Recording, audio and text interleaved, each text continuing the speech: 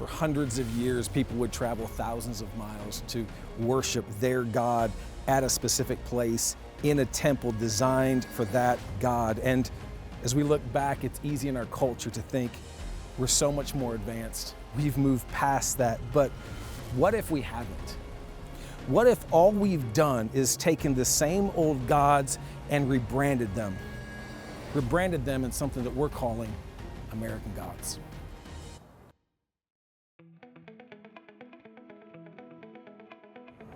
There's this story in the Old Testament where God is giving the nation of Israel all of the guidelines and guardrails that they're going to need to be a successful nation. They have just come out of Egypt. They're brand new. They don't know what to do. They have no government. They have nothing. And so God in His grace is like, hey, listen, let me help you. Let me tell you what to do, what not to do. And there's actually 633 laws and commands that you can find in the Old Testament. And they are super specific to a little bit generic. And they go all over the place. But there's 10. You don't even have to go to church to know that there's 10. We call them the 10 commandments. These are the big ones, right? These are the ones that, again, people think that they know, but if you would probably sit down and write them all out, you might miss one or two of them. It starts and makes perfect sense with have no other gods before me. Totally get that. Have no graven images. Don't make an image of me and try to make me look like something that I'm not. You can't even fathom what I look like. Again, it makes sense. You skip a few, don't covet, don't lie, don't commit adultery, don't murder. All of these, huge. Totally get it, make perfect sense, line it up, but there's one in the middle. Just completely stands out. It stands out because we live in a culture that violates, I think, this principle every single day. We live in a world that totally doesn't get it. In fact, when I tell it to you, you're gonna think, okay, yeah, but not really. In the middle of the top 10 things God found most important for the nation, He said, thou shalt take a day off. Take a day off? That's top 5? Really? I mean, that's above murder? That's above adultery? That's above lying? Like God's sitting back going, man, I got to figure out what's the most important things. In the middle of that, He's like, you listen, make sure 1 out of 7 days you take a full 24 hours off. That's central to what it looks like for you to follow me. And I believe one of the reasons that we have lost our ability to follow faithfully with God is because we have lost our ability to faithfully follow this commandment. We worship busyness. And so today we're in New York. Welcome to the big city.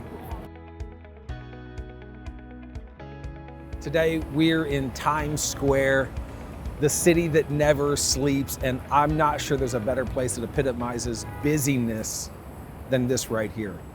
It is a 24-hour cycle of things happening, advertisements, activities, shows, work, and then when you're done with work, you just go do some more work. Or like that guy, you just run. It's constant, over and over and over again, never stopping. And I think the tension is this, where I want to go today is when busyness is our God, rest becomes a sin.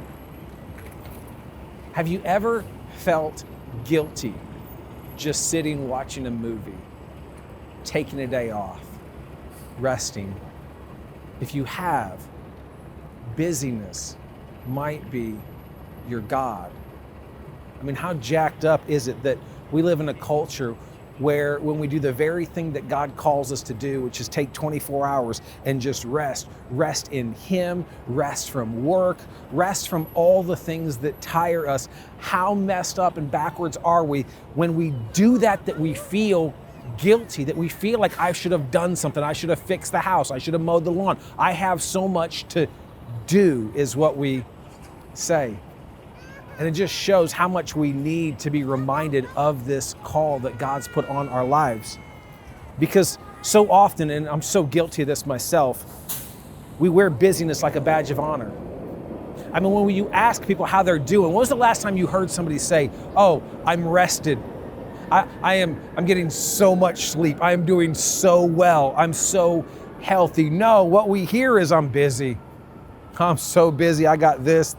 I got the kids things, and I got the church things, and I got the work things, and I've got the social activities things, and I've got all these things. I'm just so busy. I mean, we need vacations from our vacations because we fill them with so much stuff.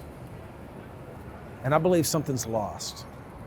I believe with all of my heart, God knew exactly what he was doing when he put it right in the middle of the 10 Commandments, that he's setting us up with something. And in fact, there's something about that fifth one that helps us with the next ones down there. That if we skip that one, it actually becomes problematic for us to follow the remaining ones.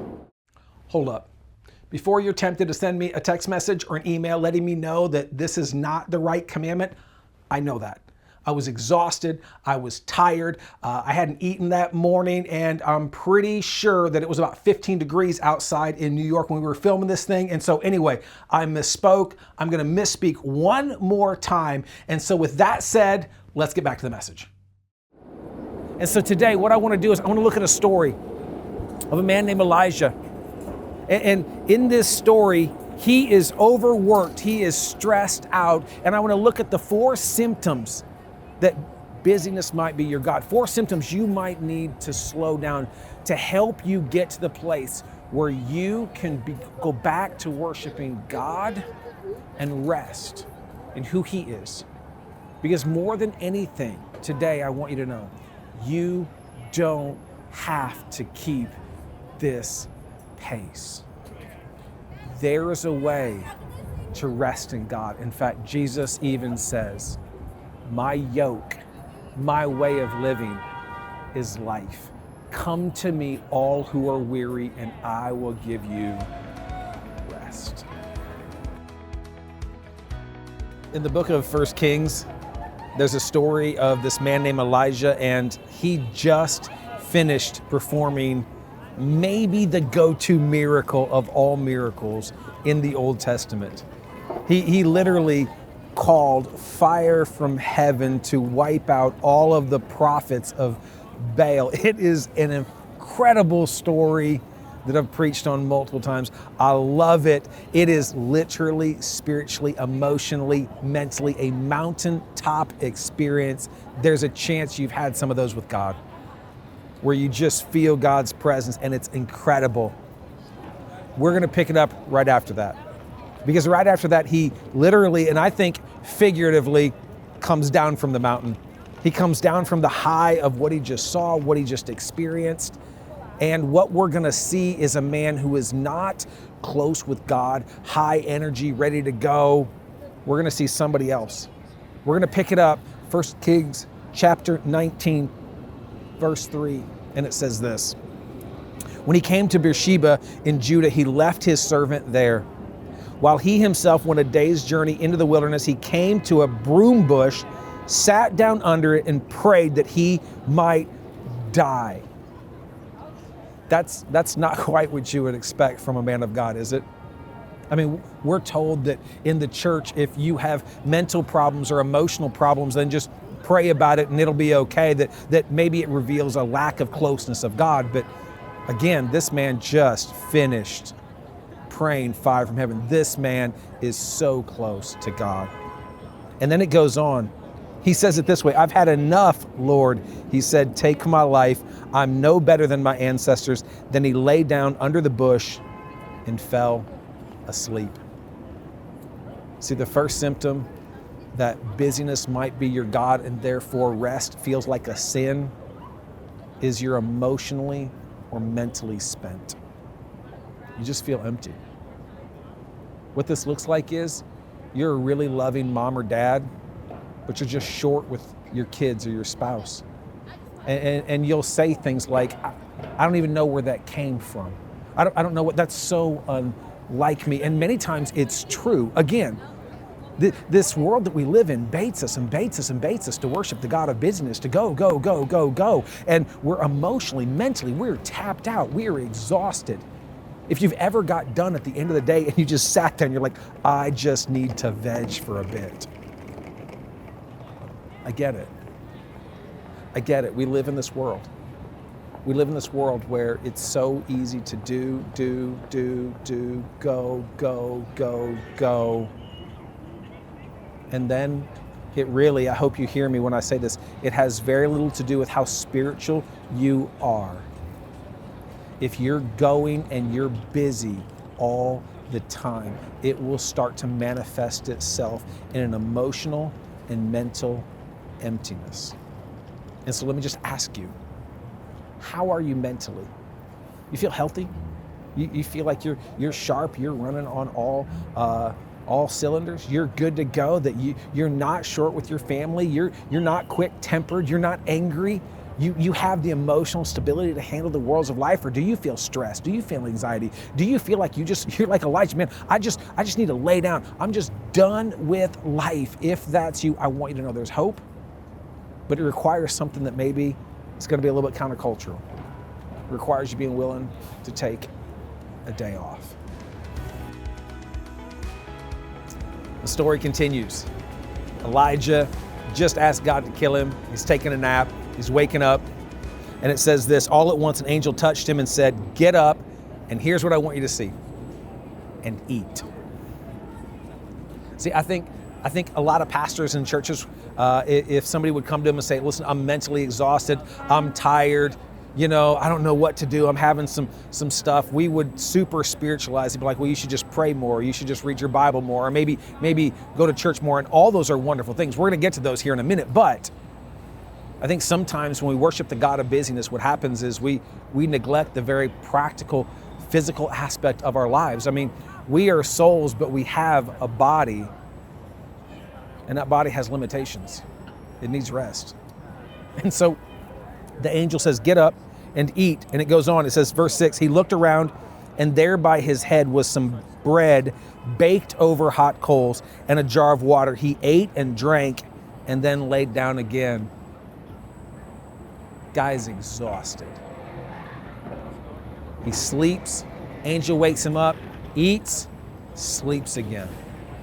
And it just goes to show, he was so busy serving God, he forgot to take care of the body of God. That God's given us these bodies that are gifts to us, that are temples. It says it in 1 Corinthians, our bodies are temples to be taken care of. And he's just spent. Verse 7, it says, the angel of the Lord came back a second time and touched him and said, get up and eat, for the journey is too much for you. You still haven't eaten enough. Again, it just shows the neglect. He hasn't slept enough. He hasn't eaten enough. He's just been going.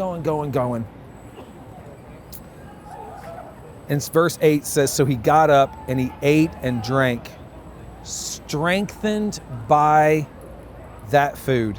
He traveled 40 days and 40 nights until he reached Horeb, the mountain of God. Strengthened by the food. Let me ask you, how are you doing physically?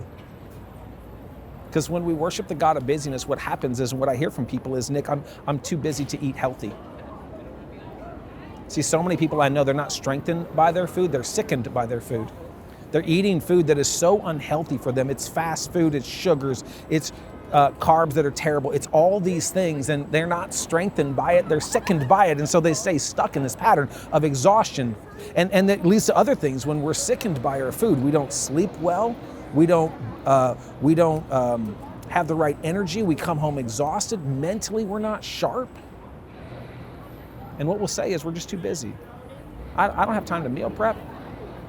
I don't have time to eat breakfast. I mean, are you kidding me? I don't have the time to do all these things because we're so busy. But you have one body, one thing God's given you, and we're called to take care of it. And so the question is this today, physically, have you made time to eat healthy, to work out, to take care of the body that God's given you, or have you made the excuse you're too busy? You're too busy to take care of your body. Up to this point, Elijah, he's emotionally spent, asked God to kill him. He is physically spent. He's already taken 2 naps, had 2 meals. He's had his Snickers. Okay, hopefully he's doing better. He's traveled a long distance, and we're going to pick it up, and we're going to discover together the third kind of symptom that we struggle with when busyness is our God. And it's in verse 9. It says, there he went into a cave and spent the night. And the word of the Lord came to him. What are you doing here, Elijah? God looks at Elijah and says, why are you here? I think it's a great question that we should ask every now and then. That too often we get to places in our lives and we don't ask the question, why am I here? But then he goes on, and I love this. He says, he replied, verse 10, I have been very zealous for the Lord God Almighty. I've been, that word very zealous, I've been busy. Are you kidding me, God? What do you mean, why am I doing here? I have been working for you. I have been doing incredible things. I have been going, doing your work for you. I've been very zealous. And then he goes on. He said, the Israelites have rejected your covenants, torn down your altars, and put your prophets to death and the sword. And then he wraps it up and he says this. This is the heartbreaking part. He says, I'm the only one left. And now they're trying to kill me too. I'm it. I'm the only one. You ever feel like that? You ever feel like that in your marriage? You're the only one left. You're the only one who takes care of the kids. You're the only one who takes care of the chores. You're the only one who goes to work and gets things done, or maybe it's not in your home, maybe it's in the church. You're the only one that does your job. You're the only one that kind of steps up and does things. You're the only one that sees or loves people or welcomes people. I don't know what it is. Maybe at your job you feel that way. Maybe just in life in general. You just feel alone. It's really easy in our culture to be surrounded by people and yet still feel so alone. You're not made for that, though. I mean, like in the garden, God looks at Adam and says, it is not good for man to be alone. We were made for community. We were made to be known and to know others. But when we're too busy, what happens is we tell ourselves we're too busy for relationships, we're too busy for coffees and lunch dates, and we're too busy to have close-knit relationships and friends. And I believe that is a lie. I believe that lie holds us back so often. It's why, as a church, we value small groups so much, because we believe that we're made for community. I believe that you're made for more, to sit around a bunch of people who really know you, who do not know just the fake version of you, the version that you put on social media and do all that. No, they know you. They know your relationships. They know your job. They know your strengths. They know your weaknesses. And because of that, because you're known, you can be supported. You can be prayed for. You can be encouraged. You can be spoke into with words of affirmation and support. And too often, we lack that. There is a way to be in a church surrounded by people and still feel alone. And I want you to know that part of that comes out of we're just too busy. So let me just ask you, do you feel alone? Do you feel relationally empty, or do you feel full? Have you prioritized it? If you haven't, well, there's a tension, maybe. Maybe busyness is the God that's holding you back from the life that God's called you to be. To know and be fully known, to be relationally full. The question that we should all be asking is, how does a prophet who does such incredible miracles, a man of God, somebody who literally hears the voice of God, how does he get to the point where he's that exhausted, where he's that tired? Well, actually, we skipped a few verses, and I want to go back to them. It's 1 Kings 19, but it's a setup. It is literally right after Elijah calls down fire from heaven, wipes out all the prophets of Baal, and the queen hears about it. And so 1 Kings 19:1 says this, now Ahab told Jezebel everything Elijah had done and how he had killed all the prophets with the sword. So Jezebel sent a message to Elijah to say, may the gods deal with me, be it ever so severely, if by tomorrow I do not make your life like that of one of them. I got to pause here really quickly. There's such irony in there. Elijah just proved that his God was more powerful than their God. And her response is, may my gods deal with me ever so severely if I don't wipe you out by tomorrow. If there's ever been a bigger empty threat to somebody's life, I don't know what it is. But when you're exhausted, it doesn't matter. And so the next verse, verse 3, says this: Elijah was afraid and ran for his life. He ran. He ran, and he ran so much that he was exhausted. He was exhausted so much that he was mentally unavailable. He was mentally empty. He asked God to wipe him out off the earth. He was physically exhausted. He was hungry and didn't have any naps. He was relationally empty. He had no one else around him. All because in that moment, he was so busy doing the work of God that he couldn't hear the word of God. That in that moment, Jezebel's words were louder than God's words. And it led to this whole situation of emptiness. And I can't think of so many people that I know, even so many moments in my life where I've been so busy doing God's work that I didn't prioritize hearing God's word. I was spiritually empty. Outwardly, I was killing it. I was doing all the things right. But inwardly, I was empty. I was hearing the words of past issues that were driving my behavior. I was hearing other people's voices. I was hearing my own voice over it. And when we're spiritually empty, it leads to emptiness in every other area. Practically what this looks like, it's the person who says, Nick, I would love to get up early and spend time with God, but I'm just too, you guessed it, busy. I'd love to come to church every single week, and I'd love to get my kids in church and do all that. But we've got these things, and we've got some trips, and we've got some vacations, and we've got that baseball league that we've got going on, and the football games that we go to in Nashville, and all of the other stuff that we got on Saturday night, and it's kind of early on Sunday mornings, and we're just so busy. I'd love a deeper relationship with God. I just don't have the time. And I get it. We live in a world, as we started, where we have taken the fifth command that should have been obvious, that should have been normal, that should have just made perfect sense.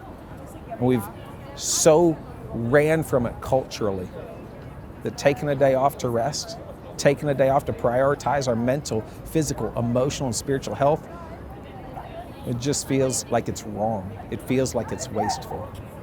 But I want you to know that there is a better way, and you don't have to keep pursuing busyness. That, as I said, Jesus was clear. Come to me, all who are weary. But as you can see, we've changed up the location a little bit, and what I find so amazing is we've walked a few blocks away from Times Square, and in the middle of the chaos of New York, there is this very small little park where you can pause and rest. And so as I think about that, I want to ask you 5 questions to kind of help you process whether busyness has become a god in your life or not. The first one is this: when was the last time you had an extended period of silence and solitude with God? Not like you're praying as you're taking a shower or driving. Those are great things. I do those things. Not time at church. Those are great things. That's important. No, when was the last time in a moment of rest, in a moment where you weren't hurried, where you could just sit in God's presence and go, okay, speak to me. I want to hear your voice above all others. If it's been a while, you might not be resting the way that God has called you to. Question number 2. Do you feel guilty when you rest, as if you're wasting time? I know I struggle with this, and I get it. But is there a part of you that maybe you've built up this idea that you have to be going, and rest feels like a sin? I want you to know that, again, Jesus is very clear. I've come to give you rest. I've come to help you. And it's not wrong. You were made with limitations so that you could rest in God. Question number 3. Have your relationships suffered, whether with God, your family, or friends, because of your nonstop busyness? Do you feel relationally full? Or, if you're being honest, would you say that, you know what? You wish you had more time with your kids. You wish you had more time, maybe on a date night with your spouse, or maybe you wish you had more time with God, that you wish you had time to get up in the mornings. But again, it's that, like, I'm busy. If there's a relationship or a group of people that maybe you're not spending enough time with, maybe busyness has become a god. Question number 4. Are you so consumed with what you have to do that you've neglected what God has asked you to do?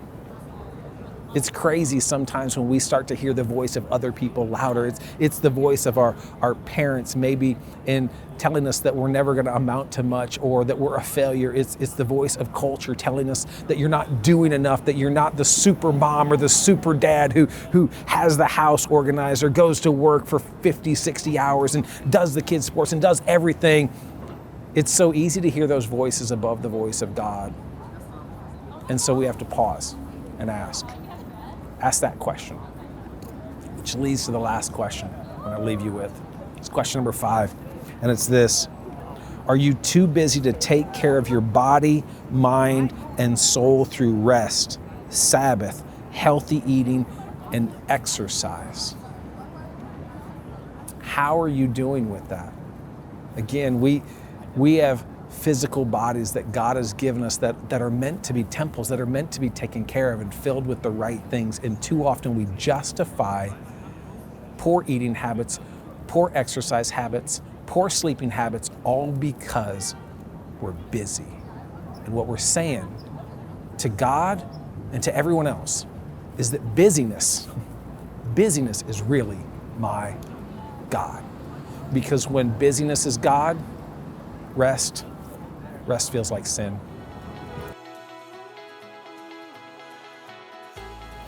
In April 26, 1986, the unthinkable happened. A nuclear reactor blew up, destroying the lives of so many unsuspecting and innocent people, all because a few engineers decided that some of the safety features that were woven into the nuclear reactor weren't important. You may know it as Chernobyl. It became famous for all the wrong reasons. And as I think about this concept of rest, I think about this guideline that God has given us as a warning system, as a protection for us. And we view it as this negative of do I have to? And you don't understand, I can't slow down. But God has said, no, you don't understand. I've written it into the commands. I've written it into the calls of how we're supposed to live. The rhythm of your weeks and months should include rest, because you were made for it. Because when you don't rest, and I've heard too many of the stories, things blow up. Innocent people suffer. It's the husband or wife who works way too much, is way too busy, only to sit down at the dinner table one night and have the conversation where the spouse says the marriage is over. It's the dad or the mom who's gone a lot and misses their children's childhood, only to look back and regret all the hours, all the things that they did other than what was most important. It's the person who neglects their health because they're too busy and they eat the fast food and they don't work out, only to get a phone call from the doctor that says we need to talk. It's so common. We live in a world, whether we want to admit it or not, where busyness is the God, rest feels like sin, and we reap the consequences. But as a church, we believe the gospel of who Jesus is changes everything. and you don't have to live that way. That you can live a way where the rhythm of your life is in rhythm with God and in rhythm with how God made you. That you can rest, you can slow down, you can live a full life relationally, spiritually, mentally, and physically, and become all God called you to be. It just requires you being willing to walk away from busyness. The God, I just think, captivates so many of us.